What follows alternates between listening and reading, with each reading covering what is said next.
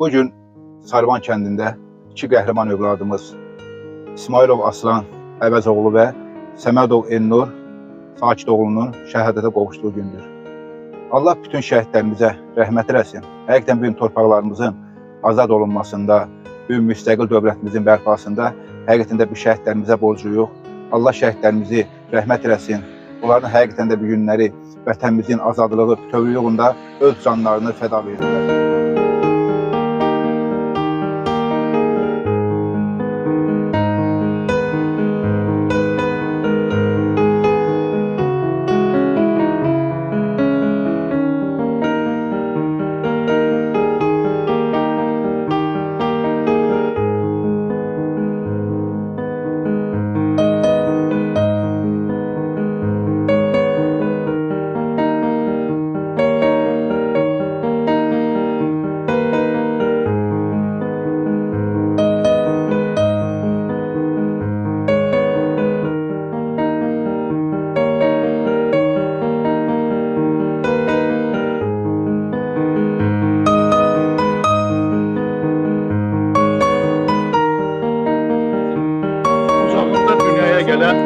Aslan balamız şəhid oldu.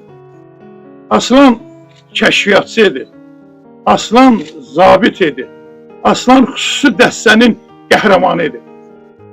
Böyük bir yol keçdi və orada ali məktəbi bitirdi. Edəl əlbəbinə böyük məktəbi bitirdi. Orada ixtisasa yiyələndi və əlbəttə ki 44 gün müharibə başlayanda Aslan da öndə oldu, cəbhədə oldu. Cəbrayılın alınmasında Cəbrayıl şəhərinə bayrağı sancan bizim həmyerlimiz olub. Aslan olub. Mən kitabımda yazmışam, aslan kimi aslan olub. Yiğit olub, qəhrəman olub, kəşfiyyatçı olub. Və xatırlayırsınızsa, bir lent var orada. Mən o lenti xüsusi qeyd edirəm. Hansı rəhbərlərdən biri, generallardan, polkovniklərdən biri Cənab Prezidentə hesabat verir ki, Cəbrayıl azad olundu. Həmin nöqtədə Aslan dayanmışdı. Üzü maskalı bir şeydə biz onu tanırdıq kəşfiyyatçı olarak. Allah ruhunu şad eləsin. Allah Əvəz qardaşımıza, onun həyat yoldaşına bol-bol səbir versin. Onun həyatı o qədər məşəqqətli keçdi ki, insan nişanlı olur. İnsan evində toya hazırlıq olur. O pandemiya kimi o bizi yoran pandemiya gəldi və pandemiyanın əməllərinə görə toy olmadı. Bəlkə də pandemiya olması toy olardı, bizə yadigar qalardı balalar. Amma neynəyəsən ki, həyat amansızdır, həyat belə oxudu onun kitabı.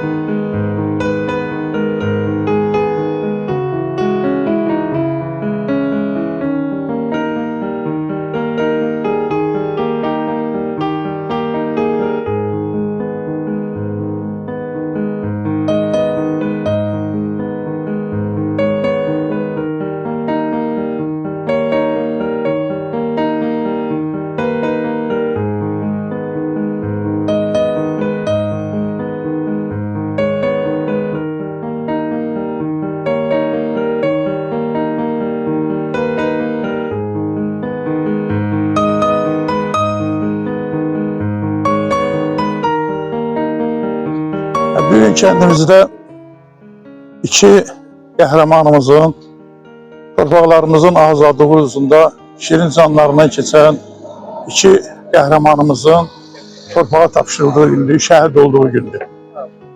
Birinci Qarabağ müharibəsində şəhid olan Elnurun və 44 günlük vətən müharibəsində şəhid olan Aslanımızın şəhadətə qovuşduğu gündür. Elnur ailənin sevimlisi olaraq torpağa, vətənə bağlı evlad edib və sentyabrın 1-də onun doğum günlərini hər il keçirmişik. Çox gənc yaşında, gənc ikən o vətən üçün, torpaq üçün canını tapşırdı və şəhid oldu. Füzulinin Qazar kəndində gərgin döyüşlərdə Elnur ölümün üzünə dik baxan şəhidimizdir. Yoldaşları, dostları danışırlar ki, Elnur həqiqətən də qəhrəmancasına şəhid oldu. müharibəsinin 44 günlük vətən müharibəsi başlayanda Salyan öz igidləri ilə, öz oğulları ilə fəxr etməklə çoxlu şəhid verdik, ancaq zəfərə alınacaq çatdıq. O timsalda bütün bölgələrdə olduğu kimi bizim rayonun da bölgələrində evladlarımız deməli, sinə gərdilər, vətən naminə buna alınacaq cavab verdilər. Bu günləri 5 il ötürü o savaşdan və ənənəvi olaraq bütün əhali, bütün ziyalılar, bütün ağsaqqallar, bütün cəmiyyətin üzvləri şəhidlərimizi hər an, onların anım günündə, doğum günündə yad edilər. Mən bu günləri çox sevinirəm Sarvan kəndində deyik və bu günləri bizim Aslan balamızın, Əvəz kişinin oğlu Aslan balamızın deməli, şəhadətə yetişdiyi gündür. O baxımdan biz cəmi şəhidlərimizə Allahdan rəhmət diləyirik. Çünki 44 günlük savaş adi savaş olmadı. Bu, Azərbaycanın bütün başından qara ləkəni götürdü, üzü ağ çıxdı və nə qədər şəhidlərimiz olub. İstər əvvəl 1-ci Qarabağ döyüşlərində, ondan da öncə çoxlu şəhidlərimiz olub. 200 il müddətində mən deyərdim ki, qanı batan, bütün şəhidlərin də qanını aldılar onlar. O baxımdan mən bundan sonra da Allahdan rəhmət diləyirəm bütün şəhidlərimizə, onların ailələrinə, valideynlərinə səbir diləyirəm. Xalqımıza da ancaq bundan sonra birlik, daha da möhkəm olmağı, daim bu şəhidlərin ruhu xatirinə möhkəm olmağı arzu edirəm. Arzu edirəm ki, bu əbədi birlik Azərbaycanın daha da müstəqil olub, dünya birliyində öz sözünü deyən bir dövlət kimi daha da qüdrətli olmasına nail olub. Mən buna inanıram, belə də olacaq. Çünki bizim Ali Baş Komandamız da hədəfi budur. Mən bütün Sarvan əhlinə dərin təşəkkür edirəm. Onu mənada ki, Sarvan bəlkə də bu kəndlər içərisində ən salih seçilən ruhu qarşısında baş əyirəm və hamısına Allahdan rəhmət diləyirəm. Sizə çox